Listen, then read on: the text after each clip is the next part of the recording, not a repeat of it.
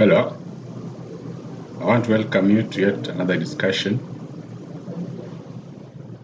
on political sociology.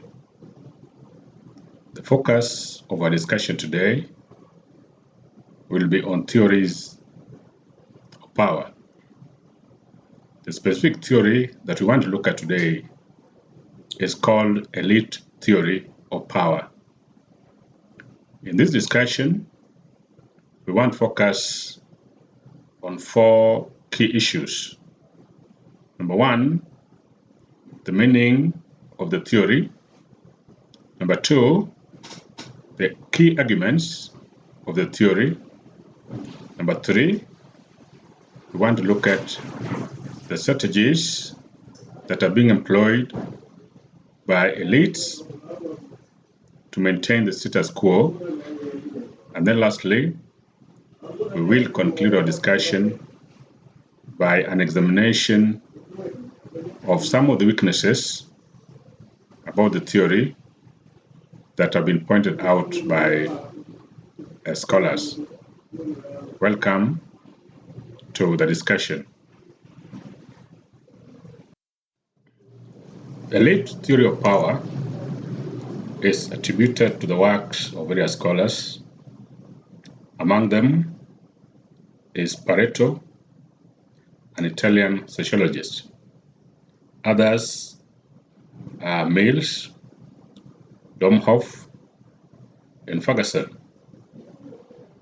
The ideas of these scholars and others that I have not mentioned were critical in developing this theory.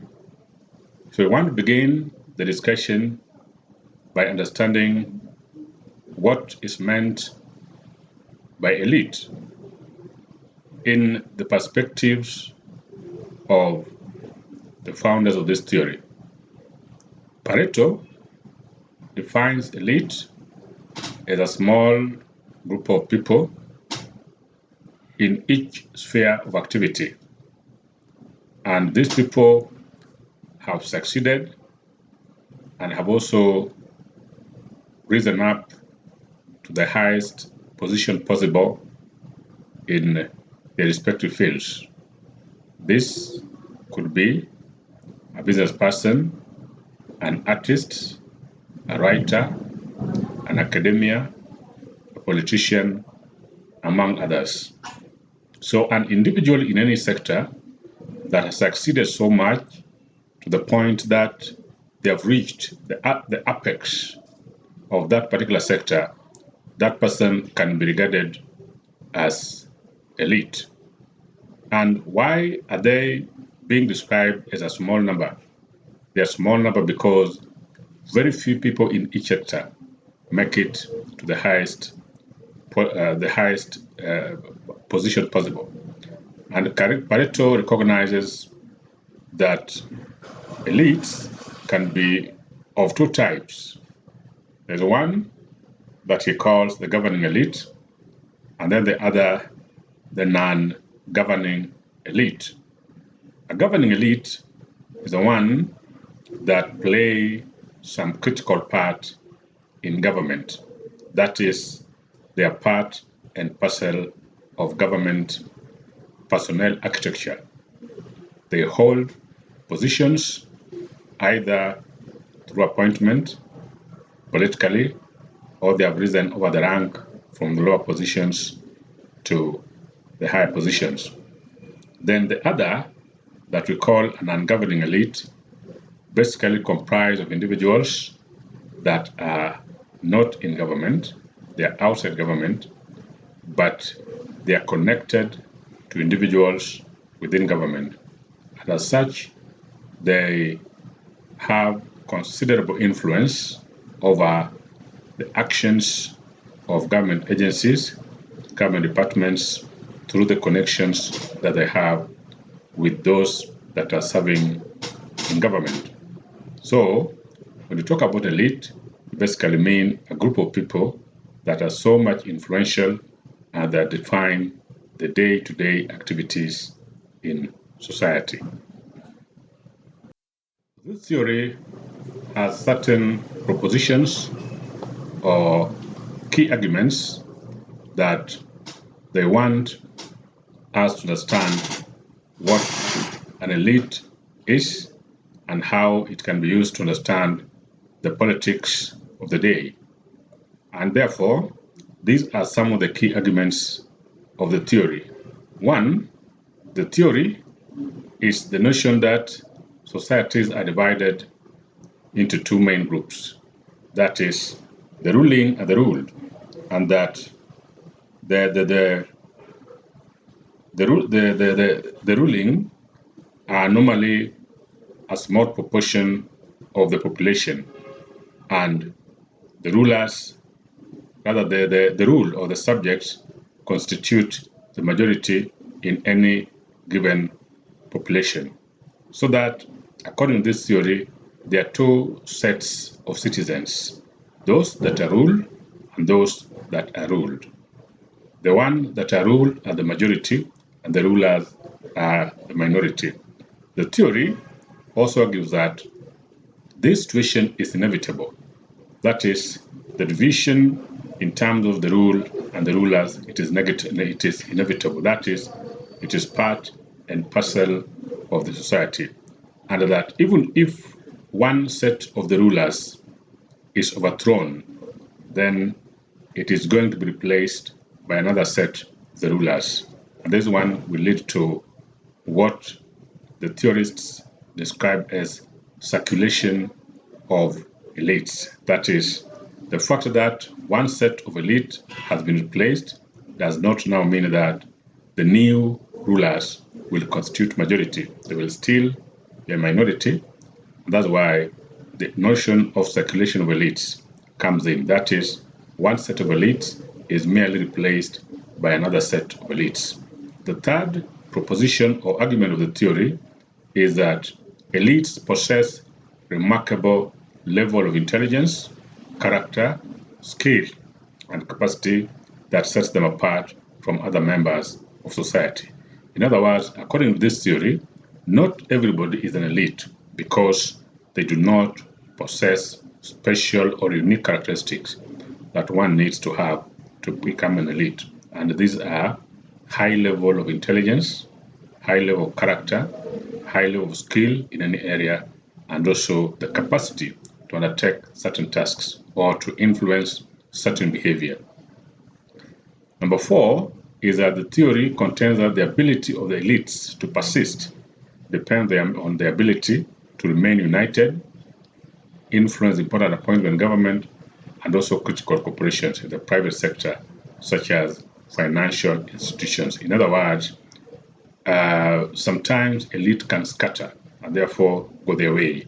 Therefore, the only way through which elite can remain united, focused, and therefore continue asserting its authority over the masses is if they're united. Again, if they're able to influence appointments in government and also corporations that are critical. If that were to happen, then there is a guarantee that elite in any society, the same set will persist over time. The last argument of the theory is that the theory identifies two types of governing elite, namely the lions and the foxes. The former, or rather the lions, is a set of elites that asserts itself through the use of force, while the foxes uses trickery and cunningness to influence or to have its way on the masses. So elites can be divided further into two, the lions and the foxes. The lions employ force or coercion to have its way, while the foxes employs trickery and cunningness to have its way. In other words, where force is appropriate, elites will apply force, and where they have to cheat to have their way, they will also cheat. That is what the theory is telling us. Elites in society employ different strategies in their effort to maintain the status quo. These strategies are the ones that we now want to turn our attention to. One of them is the use of propaganda. We may want to begin by asking ourselves what propaganda is. Propaganda is generally understood as communication whose primary objective is to influence or persuade an audience to take note of a subjective or selective agenda. In other words, when you use a piece of communication to an audience, and the goal of that communication is to persuade them to side with your perspective, which is largely subjective or selective, then we say that we are using propaganda. Therefore, elites employ propaganda primarily to manipulate the beliefs, the attitudes, and perceptions about people, and that is done for purposes of ensuring that any person who appears to be opposed to the elites is not perceived in a favorable light. How do they do this? They use, for instance, derogatory labels. For instance, they can describe a competitor or a dissenter as violent, as corrupt, incompetent, uninformed, among other negative labels. And in doing so, they want the public to create a contrast between what they describe their opponents to be against what they are. In other words, if they describe their opponent as violent, the implication is that they themselves are peaceful. If they label their opponents as corrupt, then they want the public to perceive them as transparent. If they label their opponent as incompetent, they also want the public to perceive them as competent. If the opponent, according to them, is unenlightened, then they want the public to perceive them, the elites, as the opposite of that, which is enlightenment. That is, the use of propaganda is therefore designed to foment hatred within the masses towards challengers, critics, or dissenters of the status quo. We saw quite a lot in just the concluded presidential elections how certain politicians chose to describe others in bad light. That was the use of propaganda. The aim of that was to ensure that certain status quo is maintained so that the group that is opposed to the elite is depicted negatively so that the public may not vote them in. Whether such strategies sometimes succeed depends on a number of factors. Like in the Kenyan case, the attempt appeared not to have borne the fruits as was envisaged. So propaganda is a powerful tool that elites use to persuade the public to perceive them favorably, but also to dissuade the public from their opponents.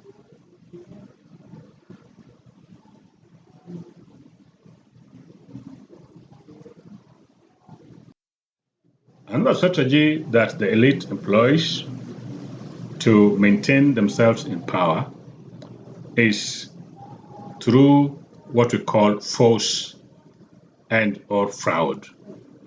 And this is according to Pareto, who observes that elite are able to assert their will against the masses through these two particular methods.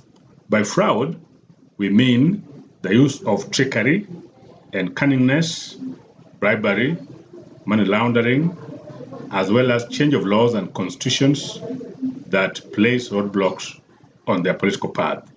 In other words, when elites use fraud, it means that they make sure that if their will cannot prevail, then they will bribe. And they also ensure that they engage in money laundering because sometimes they need money to bribe and they also need money to influence certain decisions.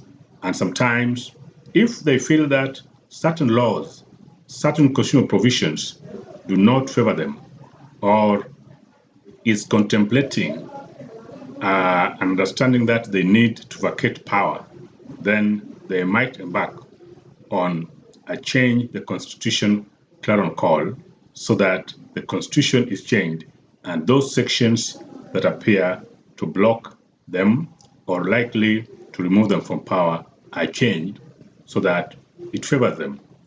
Again, elites also use force. By force, they employ violent tactics such as forced disappearance of opponents, arbitrary arrests of opponents, intimidation of governmental institutions such as the police, electoral offices, and also the blockage of their opponents from contesting in electoral offices. All these are designed to ensure that their path to power or their path to maintaining power is smoothened. Indeed, we've seen so many cases where certain tactics that are not friendly are employed on opponents. Sometimes they're arrested on Trump-up charges, sometimes they're deported, and sometimes they're completely blocked and their constitutional rights completely denied so that the elites can maintain their stranglehold on power. And elites also do this by ensuring that they cultivate a very close tie with the military, with the police, and this they do by ensuring that senior military officers and security officers are given high, huge salaries so that they feel comfortable and do not think of siding with sectors of the economy that are opposed to the elite. So force and or fraud is also other mechanisms that the elites have used to ensure that their continuity in power persists. Another strategy that is employed by elite to maintain their status is through what we call similarity of origin. What I mean by similarity of origin is that elites try as much as possible to ensure that they remain united by drawing their membership from a common social background or socialization. They try as much as possible to maintain their identity by ensuring that the people that they bring on board from time to time to constitute that core membership of elite group, they are traced from a common origin. They also come from families with somewhat similar characteristics or individuals that underwent similar childhood experiences. Sometimes they could be people who are known to monopolize businesses in some sectors. And therefore, elites also attempt or try to forge a united front by drawing membership from a pool of individuals who attended prestigious institutions of learning locally and abroad. Indeed, in Kenya, we have heard stories of products of Starehe, products of Mangu, St. Mary's, or people who went to study abroad in particular universities that are known to be attended by the elites. So sometimes they give preferential treatment to each other based on those particular areas of common origin. And the elite also encourage members to exclusive social clubs, which not only increases cohesion among them, but also help them develop an awareness of their mutual interests. So that sometimes when you look at these clubs, such as Rift Valley Sports Club in Nakuru, Muthaiga Golf Club, among others, there is a possibility that core members of these clubs, they share a lot of political and even business interests. Sometimes decisions in government are made not in government offices, but in some of these social clubs, where elites who are outside the government, they will invite elite inside the government, and then they make their position known. And from there, they can use other means, including bribery and coercion, to ensure that those who are in government,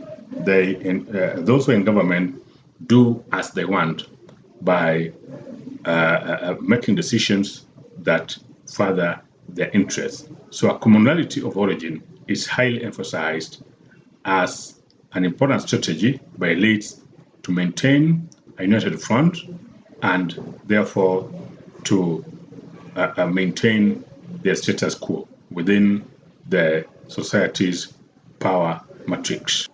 State capture is yet another strategy that is employed by the elites to ensure that they remain in power and they control important and strategic institutions as long as possible. What do we mean by state power?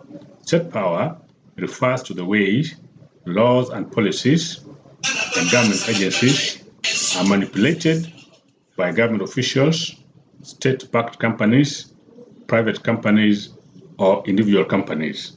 In other words, it's a way in which what happens in government circles is dictated by a small, powerful grouping of people.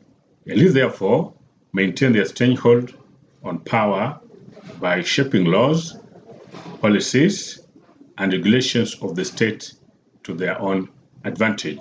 They always ensure that they do this by all means. For instance, they bribe parliamentarians to vote in a particular way that advances their interests. They bribe government officials to enact favorable regulations or decrees, and also sometimes they bribe judges to ensure that the rulings that are made in our law courts are those that favor them and those that advance their interests. And elites also influence appointment of individuals to the cabinet. For instance, cabinet secretaries, principal secretaries, and other senior and strategic government positions, because they want to ensure that the individuals that hold positions of influence in government are those that they are close to, so that these people can, when needed or when called upon, can make decisions or policies that favor them. Again, they also ensure that they influence appointment in strategic governmental and non-governmental institutions, as well as foreign missions. There are companies that are outside government but play an influential role in the economy, such as, say, in Kenya, the telecommunication sector. We have Safaricom. Sometimes elites would ensure that they influence the people who hold senior positions in such companies. This is done because some of these companies control a significant sector of the economy, and some of them make important business deals with elites, or elites use them as conduits of channeling the resources that they have looted from government coffers. So state capture is also an area or an issue or a strategy that elites have employed over the years. over the years to ensure that they remain relevant and they remain influential in terms of a country's power matrix.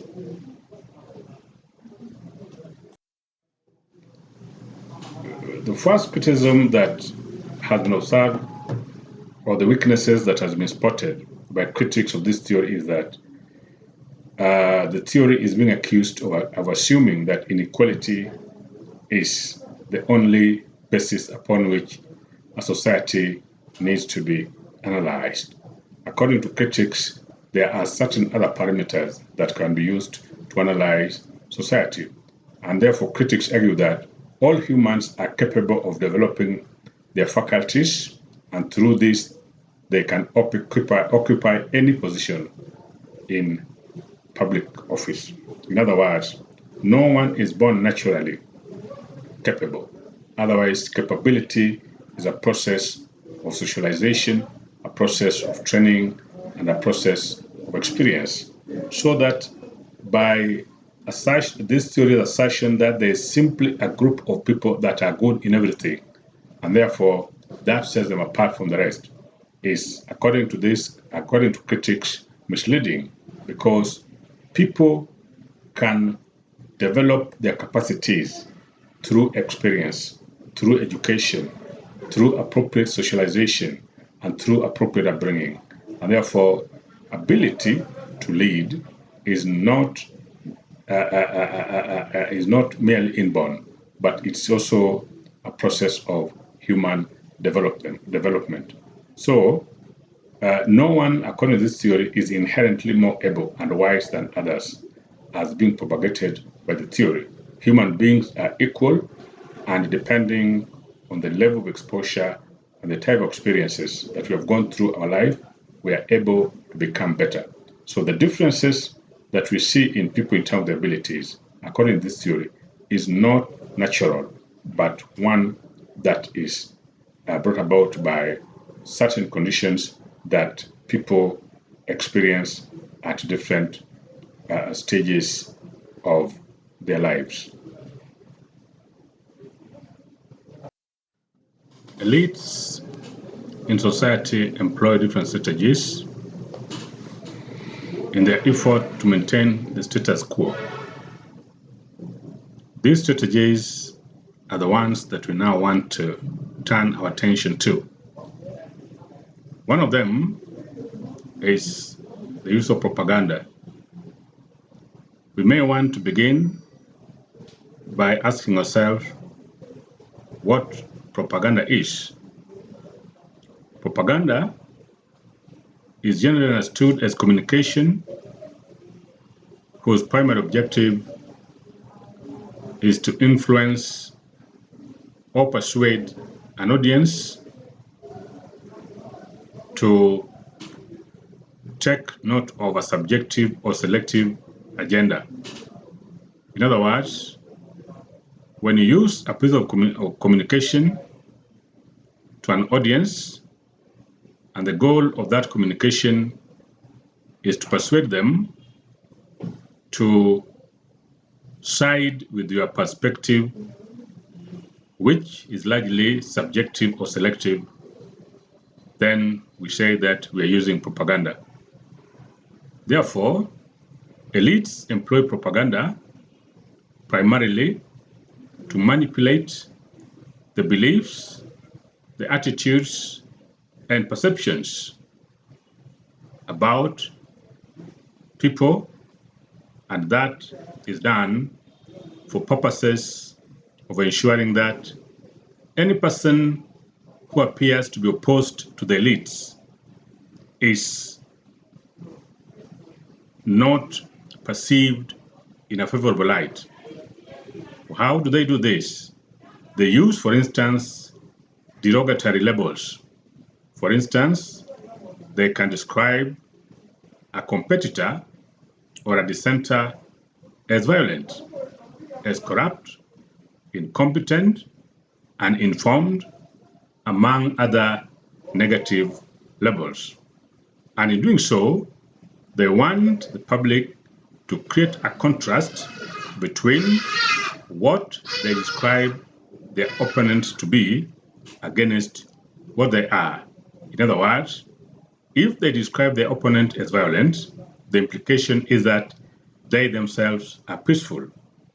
If they label their opponents as corrupt, then they want the public to perceive them as transparent.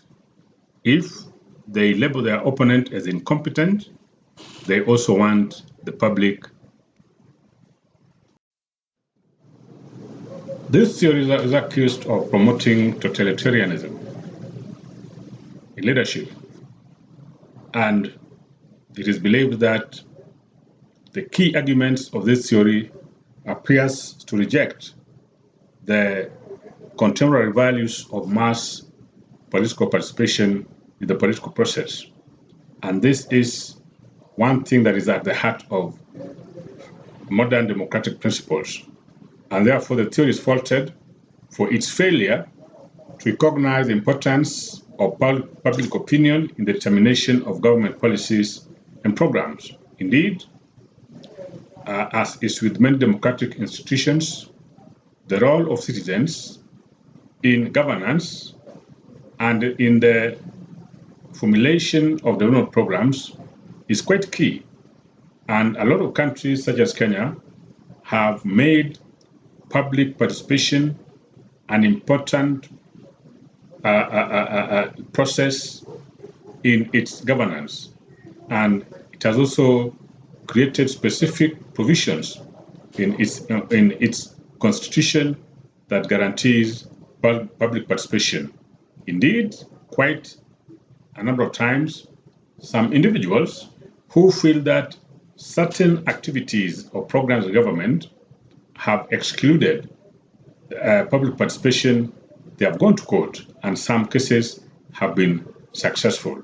This theory, therefore, by insisting that there is a select few in society that deserves to lead and the majority deserves to be led by others, is inadvertently appearing to promote authoritarianism. Modern societies are moving away from authoritarianism and are promoting and propagating principles of good governance, one of which is democratic governance. So this theory needs some of the tenets of this theory are in a way promoting totalitarianism, a system of governance that is being frowned upon in modern institutions, and therefore critics feel that anyone embracing this theory is in a way appearing to take societies back to the olden days when a few individuals felt that their right to lead others is ordained and that they were only answerable to God. This, according to critics, is dangerous and therefore needs not to be emulated at all in our modern institutions.